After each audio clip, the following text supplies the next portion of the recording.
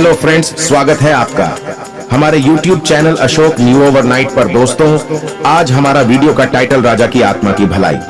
आज मैं आपको एक राजा के बारे में बताने जा रहा हूँ जो भारत देश में मुई थी, जिसे हम कभी सोने की चिड़िया कहते थे। लेकिन अंग्रेज लोगों ने हम सारा सोना भारत से लुटकर अपने देश ले गए। लेकिन अभी भी भारत के कई हिस्सों में प्राचीन समय का बहुत खजाना गड़ा हुआ है, जिसे चोरी हो जाने के डर से जमीन में गाड़ देते थे और उनकी मौत के बाद वो सोना चांदी कहीं धरती के गर्भ में गड़ा हुआ रहता था। ऐसा ही एक घटना मध्य प्रदेश के दांगड़ जिले के डोंडिया खेड़ा गांव में हो रही है, जहां के एक आदमी को एक आत्मा ने बताया कि इस हवेली के नीचे सोना चांदी गड़ा हुआ है। तो उसने अपनी सरकार को बताया कि एक राजा की आत्मा ने मुझको बताया कि मीन में गड़ा 10,000 टन सोने का रहस्य उसने मुझे बताया, जो आज के सोने के रेट के हिसाब से इसकी कीमत तो 200 अरब रुपये के लगभग होगी। कौन थे राजा रामबख्श, कहां से आया है ये सोना, कैसे मौत हुई राजा की?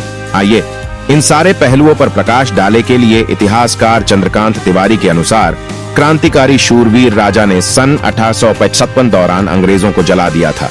वह कौन थे और कब से वह इस किले में रह रहे थे, ये किसी को स्पष्ट मालूम नहीं था। यहाँ के इतिहासकारों की माने तो 4 जून 1856 की क्रांति में डिलेश्वर मंदिर में छिपे 12 अंग्रेज को जिंदा जला दिया था। इसमें जनरल डीलाफॉस भी मौजूद थे। कहा जाता है कि राज चंडिका देवी के बहुत बड़े भक्त थे। वह रोजाना सुबह मां चंडिका के दर्शन करने के बाद ही सिंहासन पर बैठते थे। लोगों के अनुसार राजा पूजा करने के बाद अपने गले में एक फूलों की माला जरूर पहनते थे। यही वजह है कि अंग्रेजों को जिंदा जलाने की सजा के रूप में फांसी की सजा सुनाई गई और उन फांसी पर लटकाया गया, तो उन्हें कुछ नहीं हुआ। इस तरह 3 बार उनको फांसी दी गई, मगर राजा को कुछ नहीं हुआ। तब राजा राव रामबख्श सिंह ने अपने गले में पड़े फूल की माला को उतार कर फेंका और यमुना से अपनी आगोश में लेने की प्रार्थना की।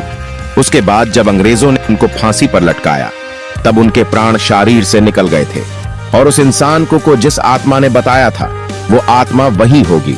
इसके बाद उस आदमी को थोड़ा बहुत रुपया मिला और सारा खजाना सरकार को मिल गया।